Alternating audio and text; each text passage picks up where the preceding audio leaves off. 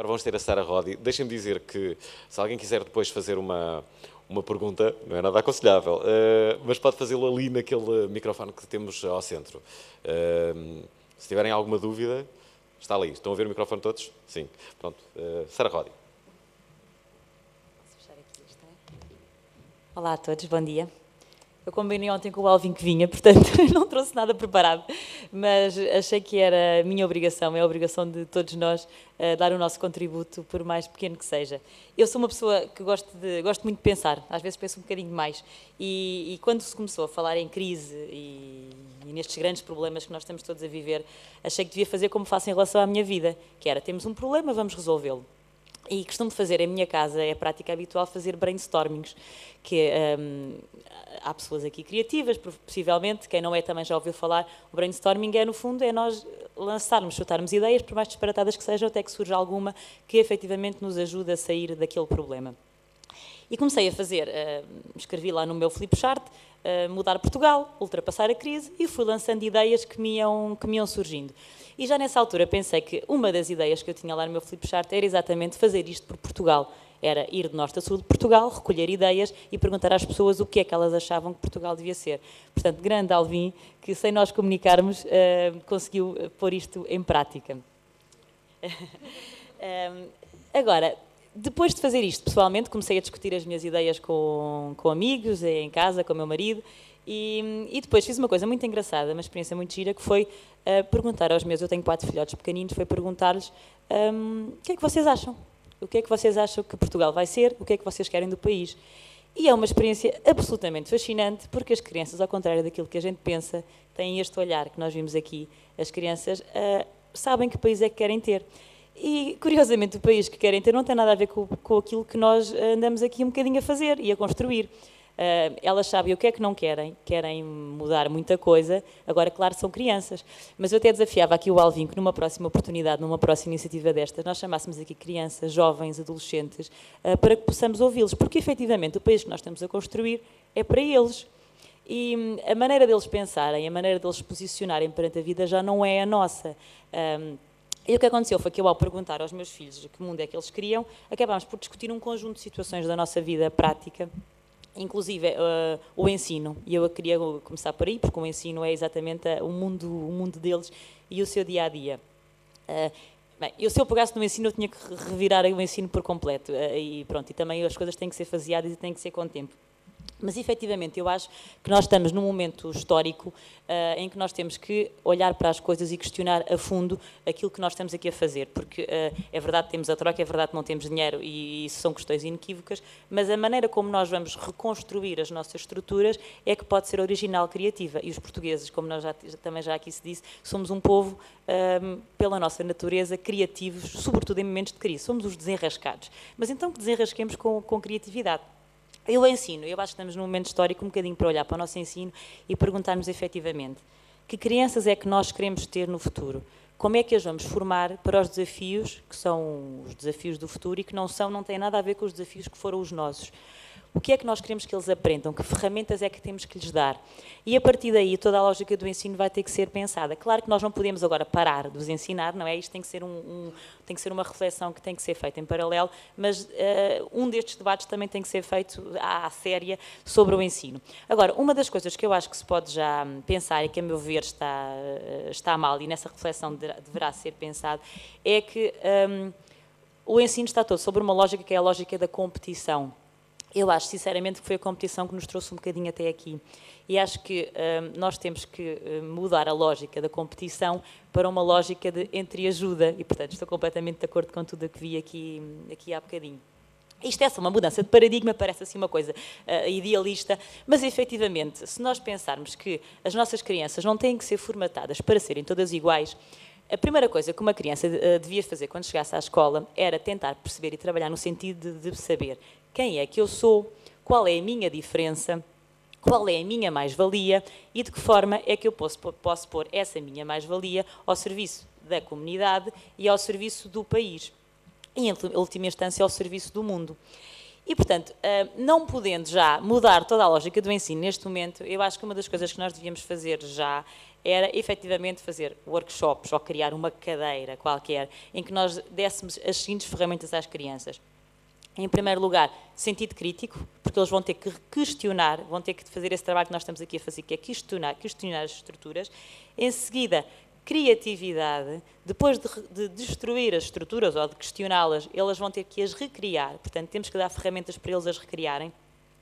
Depois, solidariedade, nesta lógica de entreajuda, e depois qualquer coisa como uma cadeira que se chamasse assim, quem sou, qual é a minha mais-valia e de que forma é que ela pode ajudar a minha comunidade e o meu país. Qualquer coisa como QM, CS, VMPP, aquelas siglas todas que nós sabemos que os miúdos também têm na escola, portanto esta seria só mais uma. Pronto, isso eu acho importante. Depois, uma das coisas que eu também vos queria dizer é que o ensino das crianças, obviamente, não passa só pelas escolas, passa também pelos pais. E eu venho até um bocadinho aqui mais até na posição de mãe. Porque nesse brainstorming que eu fiz com os meus filhos, um deles, que é assim mais caladinho, mais sossegadinho, não disse nada ao início, ficou. Eu até achava que ele não estava a ligar nenhuma ao que estávamos para ali a dizer, mas no dia seguinte ele veio ter comigo e disse-me: mãe, eu estive a pensar, eu já tenho uma ideia para mudar Portugal. Eu, que bom, filha, então, qual é a ideia? Ele disse: é tu teres mais tempo para nós. Pronto, aquilo, claro, facada no coração, não é? Daquelas que nos torce todos. Mas, efetivamente, nós vivemos um grave problema de falta de tempo. Eu não sei se há aqui mães, há com certeza mães e pais, não é isto, eu falo das mães, mas claro que isto é extensível aos pais. Nós não temos tempo. E as nossas crianças, se nós queremos pensar que Portugal vai ter um futuro, nós temos que formar as nossas crianças. E, portanto, uma das primeiras coisas que eu acho que devia ser feita era... eu já não digo só monetariamente, claro que monetariamente nós temos que ajudar as famílias que têm crianças, porque efetivamente elas estão a ter um trabalho extra na formação de toda uma geração que vai ser a geração que vai um dia liderar este país. Agora, mais do que até o dinheiro, há uma lógica toda que tem que ser pensada de valorização de quem o está a fazer. E esta valorização é muito importante. Eu, por exemplo, não faz sentido que eu à noite, depois de deitar os meus filhos, eu pense: que maluquice, como é que eu fui ter 4 filhos, que loucura. Eu devia pensar tipo: eu sou uma mãe e estou a formar 4 crianças que um dia vão estar no mundo e vão ser pessoas que vão dar o seu contributo para a minha comunidade. E, portanto, toda a nossa lógica deve ser invertida. E esta valorização deve vir, obviamente, de cima, de quem manda aqui no nosso país, mas também em contexto profissional, em contexto de trabalho. Pronto, claro que uma das coisas que deve ser feita obrigatoriamente é a flexibilização do trabalho. As mães ou os pais, quem estiver a cargo das crianças, deverá ter necessariamente, recebendo o mesmo, uma possibilidade de trabalhar menos horas, ou ter pelo menos um trabalho flexível. Isso já tem vindo a ser discutido, ainda não foi posto em prática, mas pronto, isso é algo que eu penso que brevemente precisa de ser posto em prática. Mas depois, mais do que isso, eu acho efetivamente que esta mudança toda passa pela lógica de comunidade, como aqui um bocadinho falámos, porque não podemos estar à espera que um governo central, que só o governo central que está preocupado com outras questões que não são bem a nossa vida prática do dia a dia, também deveria, mas pronto. O certo é que nós, em termos da nossa comunidade, é que temos que nos organizar, porque isto passa por nós. Não tenho dúvidas disso.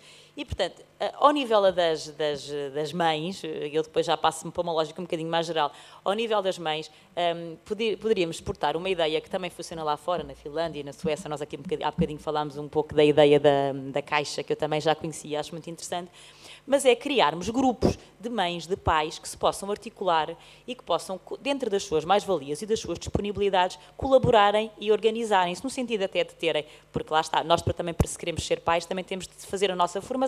E, portanto, temos workshops de segurança infantil, colaborarmos no sentido de percebermos qual é a alimentação ideal para as crianças, como é que as podemos educar e, portanto, haver toda uma estrutura ao nível da comunidade de organização. E isto depois, claro que podia ser extensível a muitas outras coisas. Uma comunidade organizada é, sem dúvida nenhuma, o futuro do país, e isso já vem sido a ser falado até a outros níveis. Porque, efetivamente, o que é que eu acho que se podia fazer também a nível local? Era...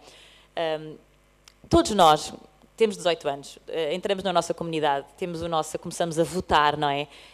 Eu acho que nós, ao preenchermos os nossos dados em que dizemos: eu sou a pessoa X, o meu cartão de cidadão é este e os meus dados são estes, nasci no dia tal, devíamos preencher outros itens que seriam, por exemplo, lá está, qual é a minha mais-valia, e por isso é que nós temos de começar as crianças a pensar nisto desde pequenininhas, qual é a minha mais-valia e o que é que eu estou disposto a fazer em prol da minha comunidade.